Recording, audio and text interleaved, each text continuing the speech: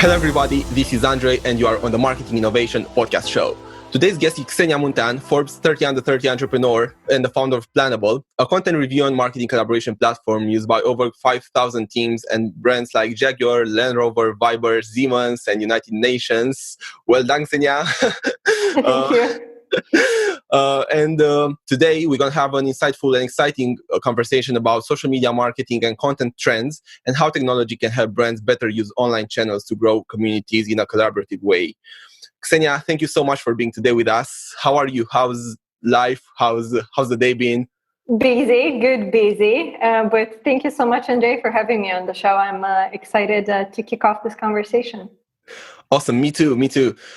So I think maybe a very good place to start for our audience to better understand your journey, which is a very exciting one. And you've started into entrepreneurship at a very early age. You have a lot of achievements, which I think are worth talking about from an inspirational point of view, but also from positioning you in a sort of authority way so that people know what you are talking about.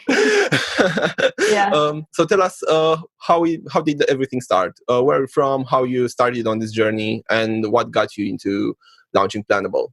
Yeah. So it all started with me building my first business, which was a social media marketing agency. I started it during my second year of university, and I was actually dreaming of working in the advertising industry since I was a teenager. I was obsessed with everything ad world.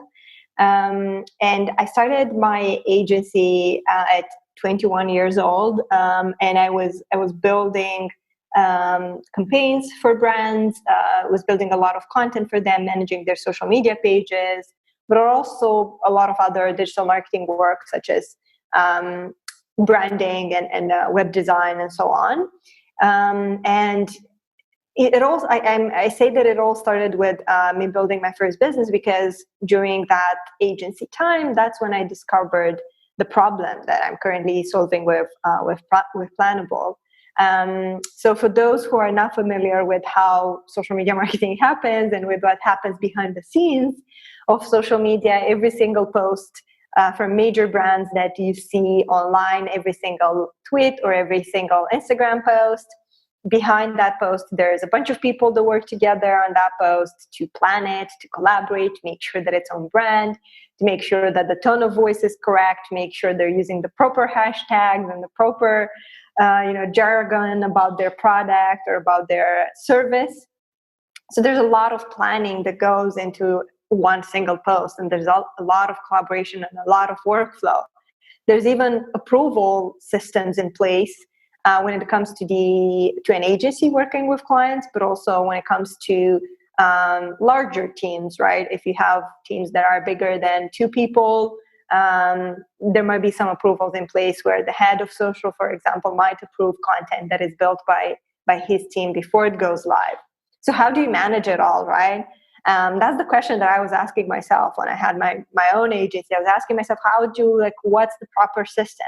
And I ended up actually, without talking to other agencies or with other professionals in the world, I ended up building the same system as everyone else uses today. Mm-hmm. And that's spreadsheets. It's all running on spreadsheets in the social media marketing world. You have this huge spreadsheet where you have one row for the text of the post, one row for a link that takes you to a file somewhere on Drive or Dropbox, right, to the media asset itself. Then mm-hmm. one row for each thing, what category does this post belong, notes and comments, when is it going to launch, what hashtags are you going to use with it, and also maybe particularly one specific row for feedback from your teammates or from the client. And that file is being sent back and forth over email. You gather lots of feedback in this never-ending email chain. You're trying to centralize it and match it. What is this person to what post is this person referring to? It's in column, in row, in cell AB 175. There's a mistake. We need to, So it's extremely hard work to match it together. It is doable. It's doable. You can manage it, but it's extremely hard work. Mm-hmm. And there's a lot of copy pasting, a lot of room for mistakes. And then at the end, you also need to schedule it. You're not going to post it. You're not going to set a reminder on your phone when you need to, publish all of that content. So you need to schedule it in advance, and you go to some scheduling tool to do that, to something like Hootsuite or Buffer or TweetDeck or whatever, your scheduling tool of preference is. So there's, too long didn't read. The idea is that this is a very clunky and a very broken process, and teams are trying to make it work, but it is really hard work. Mm-hmm. And very time consuming. Yeah. Okay, so you started with the agency, and then you got to know about all these problems, interact with a lot of big companies as well with the agency back then. By the way, what year was this in? What was the year when you started being active on the agency side? So I started the agency in 2000. I don't even remember. That was quite a long time ago. My point was it before social media technology became available or popular? Yeah, like social media marketing in general, or do you mean the tools to help social media teams? I mean, probably both, but my question was more directed to the technology, because now we see all these options of choosing tools to manage our social media from different perspectives, and we were briefly discussing about it before the episode as well. But if this was very early days, that probably even social media in general wasn't something very popular.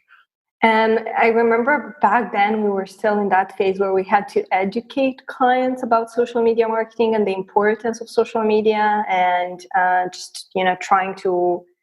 It was a bit of a pioneering in a way of social media marketing, and obviously tools back then were not necessarily a thing. People were not using. People were using just generic tools. But it's still the case nowadays. Like, it didn't evolve that much as you'd expect it to. Mm-hmm. Okay. And then Planable. Did you do it yourself? Did you go into, were you a bigger team? Obviously now we know how the idea came along, but how did you put it all together? How did you launch it as a product? How did you market it to the right audience? And, let's get into that discussion.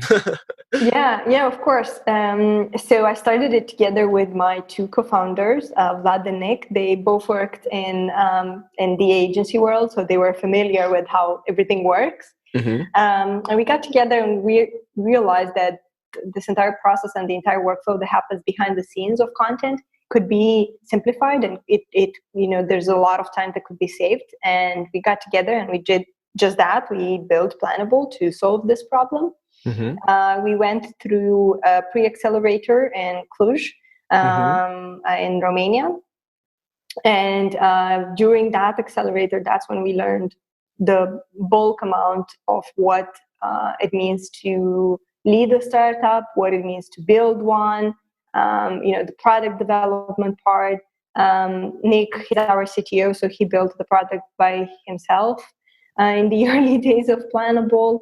And we had about 3 to 4 months to build the product, because at the end of the program, there was a demo day. So we had to present it during a conference, actually. Mm-hmm. So it was a demo day, and also at the same time, it was a competition. So there was an incentive for us to build it well.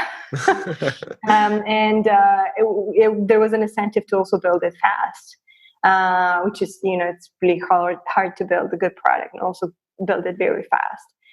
So we did it in about 3 to 4 months, and we launched it first in beta, because we knew that, obviously you build a product in 3 months. It's a very stripped down version of what you're dreaming of building in the future. So we built a minimal version of what Planable is today. And we launched it with a couple of hundred of beta users. And we got those users from social media mainly, but also from our own connections, our own network. And beyond that, we also launched on places such as Beta Page and Beta List, which are really great to get very early stage users, mm-hmm. early adopters. We got them from forums as well. I remember we were spending quite a lot of time in communities and in forums trying to find potential beta users in the wild. Mm-hmm. It was a lot of just, what today is called growth hacking, just trying to figure it out in the beginning. And we, nurtured that community of beta users for about a year. And in the meanwhile, we were also building the product, developing it. And I think we launched the product and the pricing plans, and we started monetizing the product in a year and a half after we started building it. And I remember we launched on Product Hunt. We were third product of the day. So yeah, it was quite a big splash. Nice.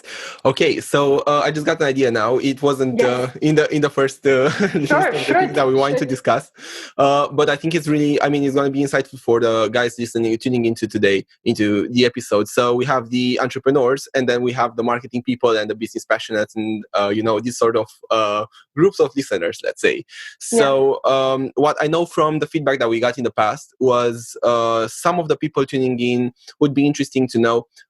Basically, we have the early days entrepreneur, the person that wants to launch a tech business and maybe it's the first time they're thinking about it or trying to put together the value proposition and the technology and everything themselves or with a small team. What would be something that you found essential understanding or some hacks that you found along the way that you think would be worth mentioning in our discussion that might help them accelerate the learning process being in this pre-launch or launch phase? I think something that I didn't know back then was how to do proper customer development interviews, and I realized in time that they were extremely crucial. We were doing it, based on our intuition. We basically had a few mock-ups. Mm-hmm. We had them in InVision, and we were kind of like simulating the experience of. It was pretty well made, actually. Now looking backwards, I realized it was not bad at all. We were simulating the experience of the app inside InVision, so it was actually linked with buttons almost. Like you were clicking on something, and it was taking you to a different mock-up page. Mm-hmm. So that was actually pretty cool, and it gave people a good experience. So we had the tech part of the customer development interviews mm-hmm. set up, and we had the props, the materials. But the questions, that's probably something that could have been improved quite a lot. And there's this great book, called The Mom Test, mm-hmm. that, and it's basically how to do customer development questions, how to ask people the right questions so that they give you unbiased, as much as you can, unbiased replies or honest replies, like how to get, people, even if you're showing them a product that is not yet ready, how do you get the honest replies, even if those replies might hurt you and they might not be the ones you want to hear, but you still need to hear them. Because mm-hmm. people want to be nice to you, right? So they want to, who wants to put an entrepreneur down? No one wants to break their dreams. But you need to find ways to ask those questions so that you actually build something that people love. Mm-hmm. And we were lucky in a way because we were our ideal users. So it was hard for us not to spot, things that might not, be most honest. Mm-hmm. So it was easier for us to ask questions that are relevant and get the best answers for that. But I think, reading up quite a lot about customer development and what type of questions to ask and how to get people committed mm-hmm. To something like, okay, what's the problem that you're struggling with? How did you try to solve it, right? Because if people didn't try, if that person you're talking to never tried to solve their problem, it might not be a problem at all. Mm-hmm. Mm-hmm. How did you try to solve it? And then how did your solution work out? And if you would get a solution that would actually solve your problem, would you pay for it? Because that's another part of it. They might have a real problem. They might need a real solution, but they might not be willing to pay for it. So you need to check all of those boxes. And then, you need to get a commitment from them. Well, are you going to do a trial? Are you going to give me, a page of feedback? Are you going to, or whatever, are you going to give me a bullet list of feedback? Something to actually commit them. Because then there's another part of it, like, yeah, I might be willing to pay. But then when it actually comes to them committing to something, that's where the real deal happens. and you need to get some kind of commitment, as minor as it could be, right? Even if they pay you like $1, there needs to be some kind of commitment from them, so that you know that they're serious about your product and you're building something with potential. And this is not related, but it's a curiosity that might be in other people's minds as well. Were you charging from the beginning? Because you mentioned the beta testers and the beta users. Did you charge companies in the beginning, or did you go on a freemium model in the beginning? Because I know you have a freemium as well now. But how did it work in the beginning? When did you make the switch, or you realized, hey, we actually can charge as our competitors do in this space? Funny story. We had a freemium in the beginning, then we took it out, and this summer, a few months ago, we introduced the freemium back, but in a different version. So I'll tell you a bit more about that, why we decided to do that, go back to freemium. In the beginning, we had a freemium model, and everyone actually in the beta group had free access to everything in Planable, as many users as they needed. Nothing was limited. And we started monetizing when we launched it outside of the beta group, and everyone who had the product for free in some form, was grandfathered, and some people are still on the free plan even today. And I think that's extremely crucial. Like, the product was not ready. Like, I wouldn't have paid for it back then. It was very minimal. It was buggy. It was minimal. It wasn't working like we wanted it to work yet, but it did provide some value. So, minimum value, but it did provide some value, and it did, give like a taste of what's to come. And I think it is important to, at least when you're in beta, it is important to give the product for free. But at some point, you gotta introduce, and as early as you can, you gotta introduce pricing, because that's the moment of truth for your product. Yeah. Okay. And no, just another question. But now for the marketing people, how did you think about the launch? Because it was a new product in a market that was still learning about, the issues that they would have if they would do social media in the right way. And you had to both educate, but also monetize. And then you were part of an accelerator, so you had the pressure. How did you think about the launch? I guess you didn't have too much money either to make like a global launch or anything like that. So how did you think about the right way to, basically launch the product? Right. So I'll talk about the real launch, the one that we did on Product Hunt when we launched out of the beta program. Because I wouldn't say that when we initially launched in the beta program, I wouldn't say that there was a big launch. There wasn't really, we didn't do that much in terms of the launch.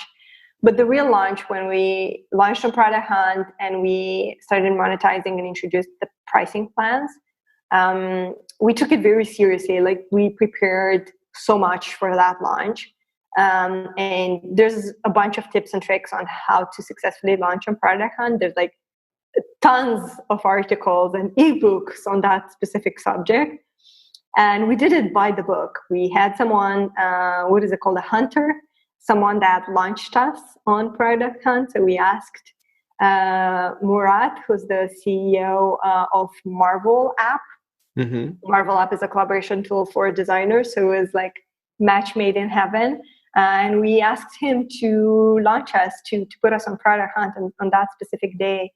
And we agreed the date. We gave him all the materials. So you got to prepare like a bunch of designs, a bunch of visuals, copy, like what is he gonna say about the product itself.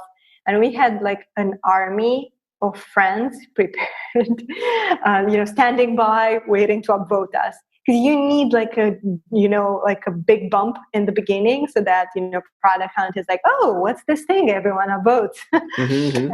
So we had like an army of friends, standing by, just waiting to upvote us and support us and hype us and tweet about us. It was really great. It went very well, right? Like in the beginning, we got like 100 upvotes or something, from everyone that we were asking to upvote, and then naturally snowballed and started growing. And people genuinely were upvoting us and asking us questions. So that was the main launch. And then together with that, across the next few months, we also did, invested in our blog, started doing a bit of SEO. We were very content marketing driven from, day zero. We knew that this is going to be something, product-led growth, and we just need to market the product in a way that people understand us and in a way that positions us well. And one of the struggles, even, till today, is how do we communicate our value in a way that separates us from a class of products that we consider indirect competitors. Mm-hmm. And that's social media, scheduling tools, social media management tools such as Buffer and Hootsuite and Sprout Social and Falcon.io and a bunch of other tools out there that do social media management. And the main challenge was, how do we communicate this in a way that people understand that we're not in the same category as them? We do have something to do with social media, but it's not about like the publishing side, and it's not about the scheduling side, and it's not about analytics and like managing the channels. It's more about like managing the content. Mm-hmm. And how do you work as a team on that content? And that's a struggle even today, because people are so familiar with the social media management. Marketers are very familiar with the social media management list of tools that when you say something, when you say social media, Hootsuite, Buffer, and you're like, no, something else. And it's like a new thing, and at the same time, because the entire category of collaboration for content for social, it's pretty new, and there's an explanation of why this entire category of tools is new, but it's challenging to make people understand it. Mm-hmm. Okay, so as a very quick summary from our previous conversation, and for everybody to be clear on what Planable does and why it's different from the other tools, is actually it helps teams manage the content and the decision around pushing certain types of content on certain types of platforms, right? And what post has to go where, and then enables the whole marketing team or management team to collaborate on producing that end post on a specific platform, right? Yeah. Super.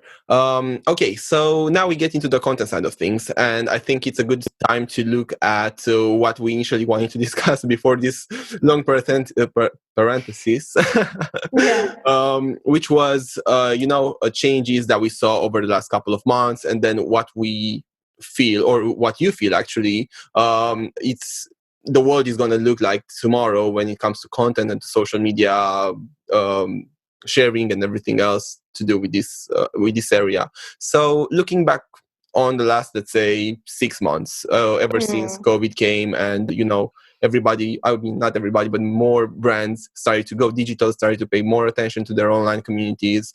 Do you feel there has been any change or anything shifted when it comes to social media and content? So there's 3 points of change that top of mind that I saw. The first one is just the acceleration of content production. I feel like it exploded. The entire content marketing industry has it's in the future, basically. It's where we expected it to be in a couple of years. Mm-hmm. Just the amount of content brands are producing nowadays has doubled probably compared with pre-pandemic days. Mm-hmm. And that kind of makes sense because you can't do ads.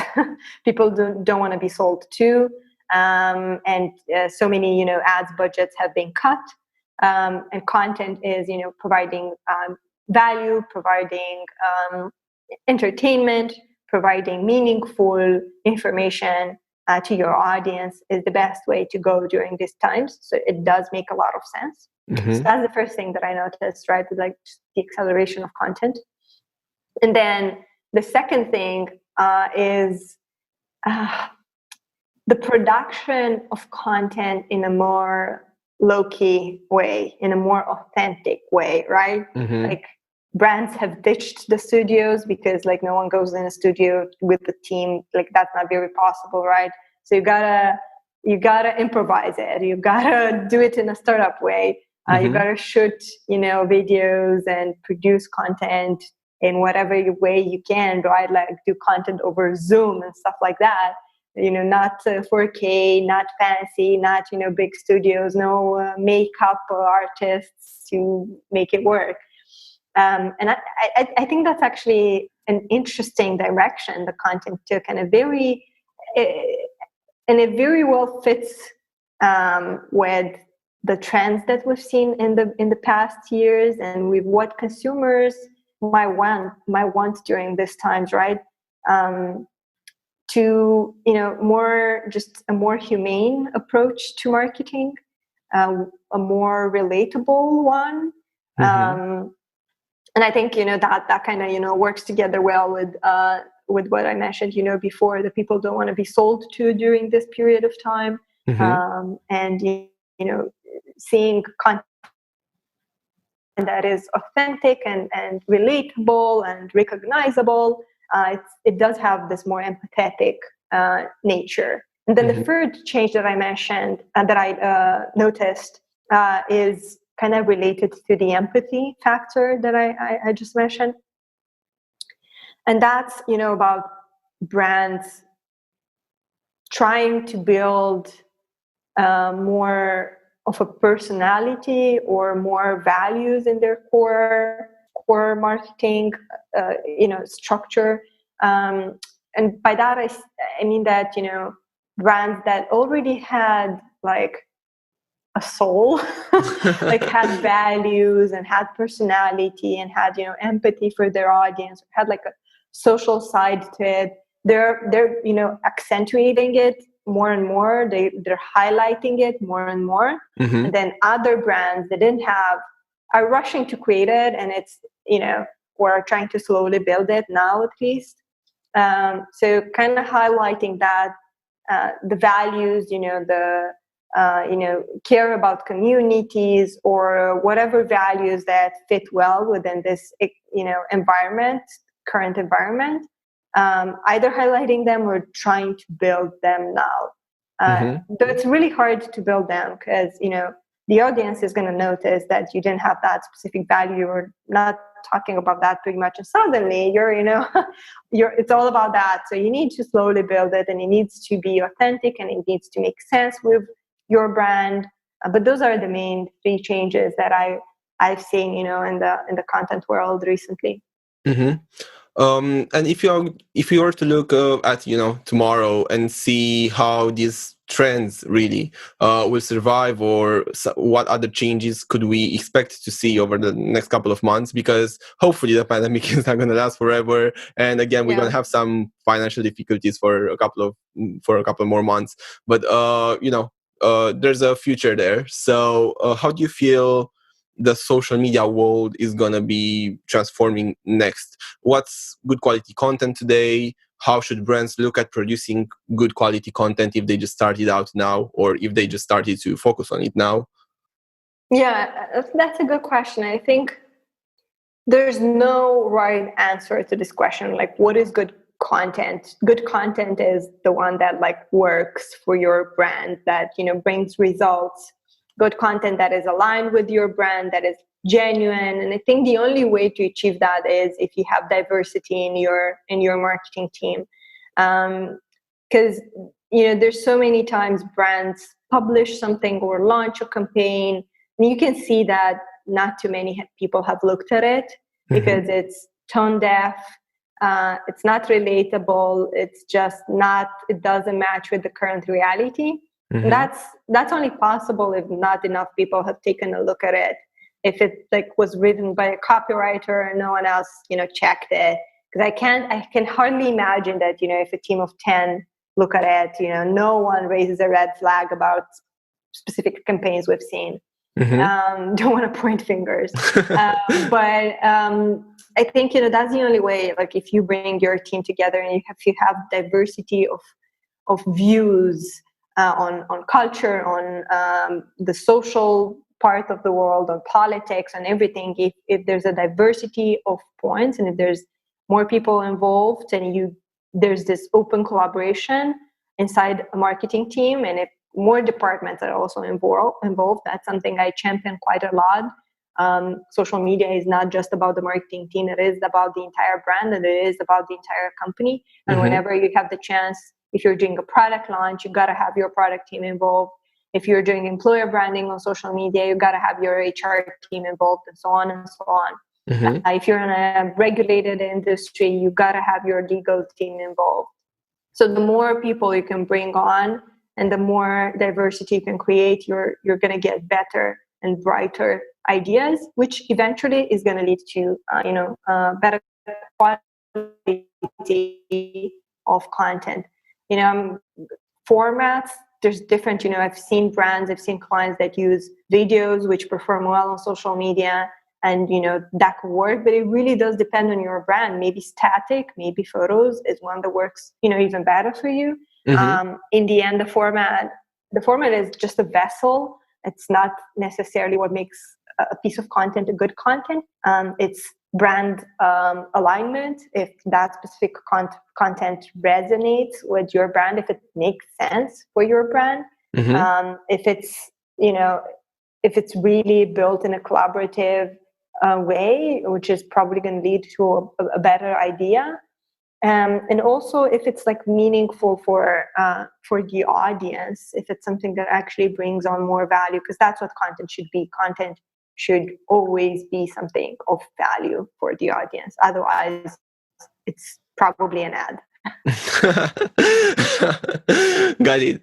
Okay. And another thing that was on my mind, and we had a lot of discussions with clients as well, which tended to be a bit concerned. And I was curious to see how you got this vibe from maybe your clients or from the industry, from a software provider point of view, in terms of the organic side of things. So we have the content and we publish it to bring value to the community, and there are brands with big communities out there. However, there seems to be a feeling in the market, or even brands being afraid of the fact that the organic algorithms have started to decrease a bit in terms of efficiency, reach and reach, and then getting worried about the fact that maybe their content doesn't get as far as it could go.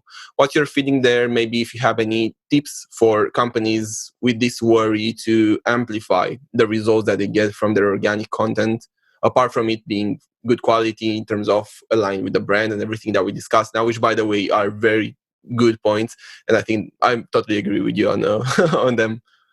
Yeah, glad to hear. Well, in terms of what works on social media and what tips and tricks, as you mentioned, different platforms encourage different formats. Obviously, Facebook encourages video. Other platforms might like different formats of content. Looking at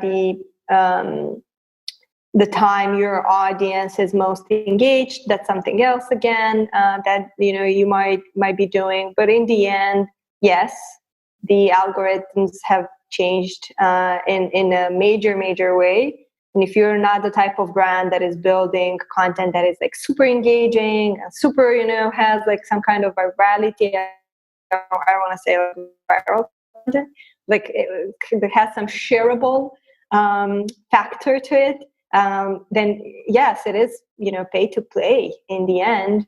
And you either gotta sponsor the content and build ads around that specific content, or you gotta switch the strategy and invest in maybe less content, but more meaningful and with more shareable potential, I would say. So that's the only way you can make it work. But yes, organic is not the same as it was. Okay. So we talked about so many things today, and from the entrepreneurship part and point of view, from the social media and content side of things. Now a very tough thing that we'll have to do, and we usually do it in every episode, is we try to summarize everything in 3, maybe 4 points. Ooh. That I know that the audience can take away, and they can try to apply straight away into their business or their strategy. Because in the end, information is only information until it is applied to tangible results. So for somebody that is maybe working in marketing, looking at reevaluating their content marketing or social media strategy, or even the tools that they use for planning content and for organizing content, what would be the main takeaways from our discussion that you feel they would be able to apply into their business? Yeah, I think thoroughly researching and knowing your audience is definitely the first thing. And that kind of takes me back to the customer development interviews that we discussed, right? Mm-hmm. That was about knowing our audience as well. So, doing a lot of research and doing, survey and talking to your customers, to your audience, and really understanding your audience is probably the first takeaway I would take from this conversation. Mm-hmm. And the second would probably be know yourself as a brand. It's all about knowledge. Knowing yourself and being self-aware as a brand, like what do you stand for, and figuring that as early as you can. Because you build your brand, and if you do not have a set of values for your brand, when you try to implement those, it's going to be hard, and it's not going to be authentic. So figuring out who you are from day one as a brand, and doing some introspection in yourself as a company, and figuring out your values and what you stand for, like what's your flag that you stand by. That's the second takeaway. And the third one would be to pick your strategy in terms of, especially for social media, if you want to, there's two paths. Like if you want to go the path of, we're going to create a lot of content and we're going to invest in it, or we're going to create less content and we're going to go the organic route, and we're going to invest a lot in one specific piece of content, so that it has, are you going to put all your eggs in one basket or diversify? That's the two strategies that you gotta pick. You can't be in the middle. Like if you're in the middle, that's probably the worst. You either create a lot of posts and you sponsor them and you create a lot of word of mouth and a lot of vibe, or you create one and invest in the quality of that content. Like picking your strategy, that's probably the third takeaway. Thanks so much. That was awesome. So tell us more about Planable, because you didn't brag too much on this episode, and I feel there's a lot of cool stuff that you do, and I think that you're helping your customers a lot. Obviously, you work with some big names, but I guess smaller ones as well. So tell us what's in the pipeline. What are you guys planning to do next? What do customers appreciate more about your platform that maybe some of our listeners would find the value in as well? Yeah. So look, the fourth trend that I didn't mention that happened across the past 6 months was just the amount of kind of digitalization and building up the tech stack of teams that happened in the meanwhile, because everyone else is working remote and everyone is working from home and trying to make it work. Teams have consistently built up their tech stack from what they had before. And, us being a tool for collaboration, we're very well positioned for this remote life. So that's the way, we're currently helping most of our customers, but just trying to bring everyone else, like they're in the same room as they were before, but digitally.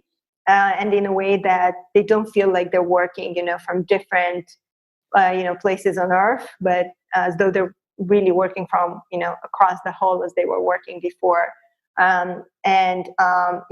If anyone is interested to learn more about Planable, the website is planable.io. So check us out. We're, more than willing to talk to you and see if there's anything we can do to help you with remote work. We've certainly helped hundreds of teams in the past half a year. So that's kind of what we do at Planable. And the podcast. Yes, you have a marketing podcast as well. Yes, I do. So it's called People of Marketing, and every Wednesday we launch an episode where we interview an inspiring marketer, someone that I think is extremely smart and extremely interesting, and someone that has a very aspirational career and journey so far. CMOs, heads of social, digital marketers with dozens of years of experience. And I interview them about their journey, how they got where they are, how does their life look like right now. So we basically get a sneak peek into their lives. Tune in. We're on every major podcast app. So yeah, check us out. Awesome. So we'll leave links in the description of this episode as well as your details in case people want to get in touch directly. Maybe they want a demo of the platform, or they want to ask you more about it, or I guess anything to do with social media, really. Sure. So, connect with me on LinkedIn. It's Xenia Muntean, just my name. Connect on LinkedIn. Give me a note that you heard me in this podcast, so that I know, that you want to connect. I'm more than happy to talk to you about social media or about Planable or just about anything. Just happy to connect. Amazing. Xenia, thanks so much again. It was really, really fun and really insightful to have this conversation with you. I'm super happy that we managed to organize it today. Yeah. And for everybody tuning in, thanks a lot for staying until the end. If you have any questions, as always, feel free to either pop them directly to us, or if you want to get in touch directly with Xenia, she's super cool and very open and always smiling, as you see her on the episode. So I'm sure she'll be happy to answer your question or to help you out if you have difficulties in social media. And if you have anything specifically that you want us to, focus on in the next episodes, or even if you want to Xenia and I to organize another episode together on a specific topic in marketing or social media, let us know. And as always, we'll try to organize it as soon as possible. Until next time, Xenia, thanks again very much. Pleasure. And everybody have an amazing day and amazing week ahead. Speak soon.